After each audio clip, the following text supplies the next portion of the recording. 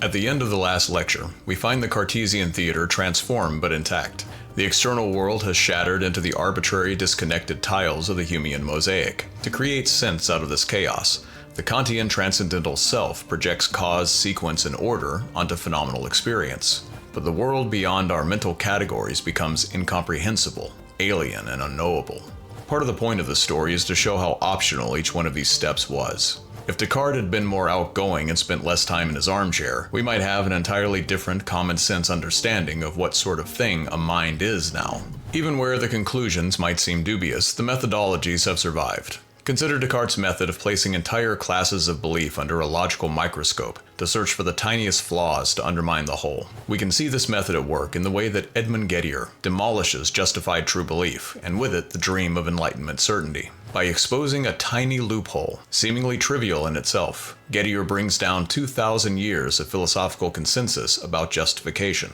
Gettier cases come in many forms. One of the more intuitive versions is the case of the sheep in the field. Imagine that you are standing outside of a field. Off in the distance, you see what looks very much like a sheep standing in the field. A belief forms naturally in your mind that there is a sheep in that field, and there is actually a sheep in the field, but it is hidden just out of your line of sight behind a hill. What you're looking at is a dog that has been dressed in a sheep costume. So it turns out your belief is true. There really is a sheep in that field, and your belief is justified. Any rational observer who sees the dog in sheep's clothing would come to the same conclusion. But what you don't seem to have is actual knowledge. The fact that your belief is true has nothing to do with the justification. It's just a happy accident that a sheep happens to be elsewhere in the field.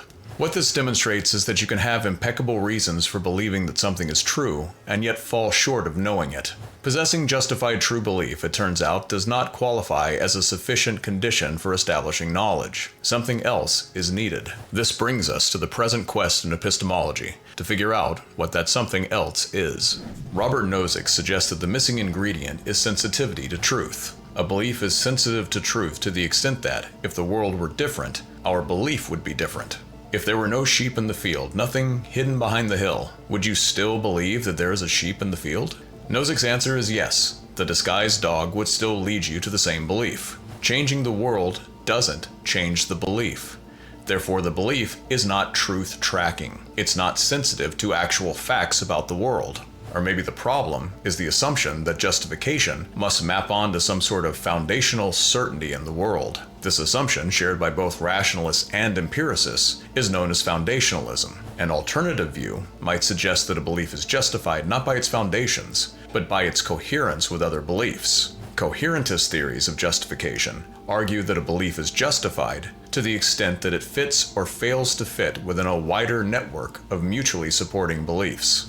If we prefer our truth to be based in solid foundations, then Nozick's sensitivity criterion is appealing. But foundationalism presumes that the split between the Cartesian theater and the external world is valid. Translating the problem into the language of truth tracking doesn't offer an obvious strategy for predicting whether or not our internal beliefs will be sensitive to facts in the external world.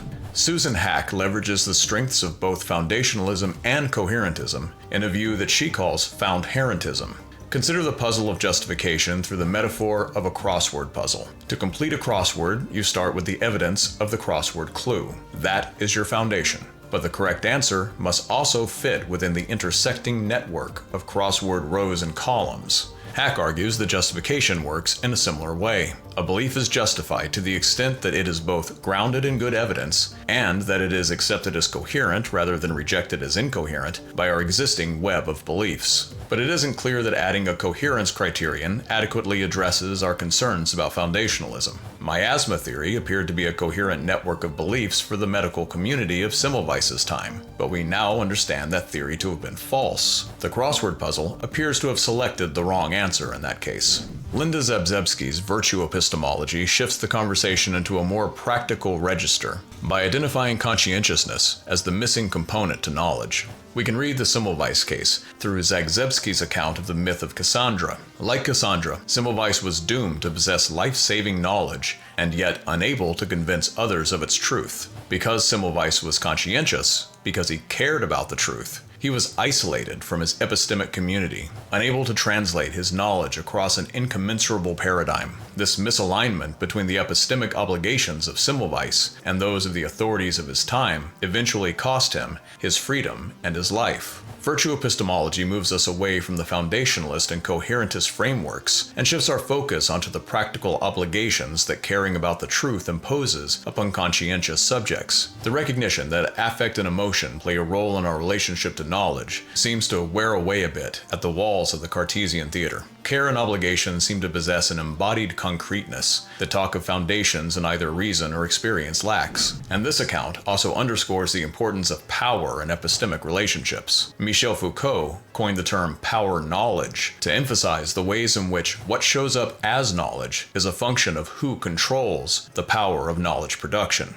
With Kant, the mind became a constructor of reality rather than simply a passive observer. But it seems that the world that is constructed is always constructed by some interest and according to some purpose. As Janet Karani pointed out in Module 2, even the objectivity of science is ultimately undermined by the biases of the institutions and donors who exert power by choosing which experiments to fund. And in the Semmelweis case, the power of the medical establishment was made concrete within the crossword puzzle formed by the intersection of miasma theory and class privilege, a conceptual scheme in which his evidence registered as unintelligible noise. Narayan further complicates this picture by translating the work of W.E.B. Du Bois through the lens of standpoint epistemology. To survive as a marginalized group within a dominant culture requires a sort of conceptual double vision. One has to understand both the epistemic landscape of one's own culture and the epistemic landscape of the dominant culture. The dominant group, meanwhile, faces no similar pressure to learn how to navigate the world from the marginalized perspective. This creates an asymmetry of knowledge, different from the one Foucault identifies. Oppressed groups are forced to possess more knowledge than privileged groups. The 19th century medical establishment had no incentives to understand the point of view of Semmelweis. Minimum wage workers understand realities of poverty that remain effectively invisible to the wealthy. Power manifests paradoxically as the luxury to remain ignorant about the suffering of others. Standpoint theory fully situates knowledge within the fluid dynamics and negotiations of social position and power. Power may influence the production of knowledge, but the knowledge that it produces is necessarily impoverished because it excludes the perspectives of other knowers. The walls of the theater close in as our obligations to truth recede. Escaping the theater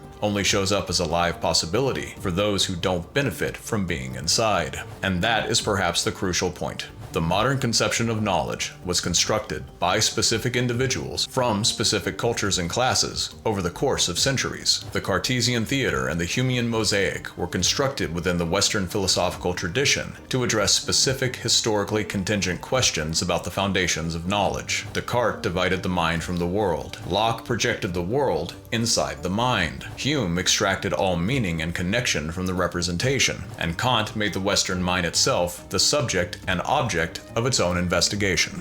In his reply to Russell, D.Z. Phillips suggests one possible alternative to this picture. We can avoid the theater entirely by choosing not to build it in the first place. Prior to Descartes, the mind was always already world-involving. There was no rupture to heal, no outside to reconcile with an inside. It was understood that what we perceived was not an image or a representation, but things in the world. This view is sometimes known as direct realism. Consider the bent stick once again. If we abandon the notion that there is some veil of sense data standing between us as internal spectators and the world as an external object of correspondence, then there is no mystery about the stick to solve. Under favorable perceptual circumstances, the stick would appear just as scientific instruments describe it, straight. But partial submersion in water creates unfavorable circumstances for perception. We understand this because we know that water refracts light, distorting straight lines. A stick appearing bent in water isn't mysterious. It's exactly how we'd expect it to appear, given our understanding of the mechanics of water, light, and visual perception. The stick looks bent in water because perception involves an entire world, not individual atoms of sense data. There are no representations and no inner theater for them to inhabit. There are only humans engaging with the world.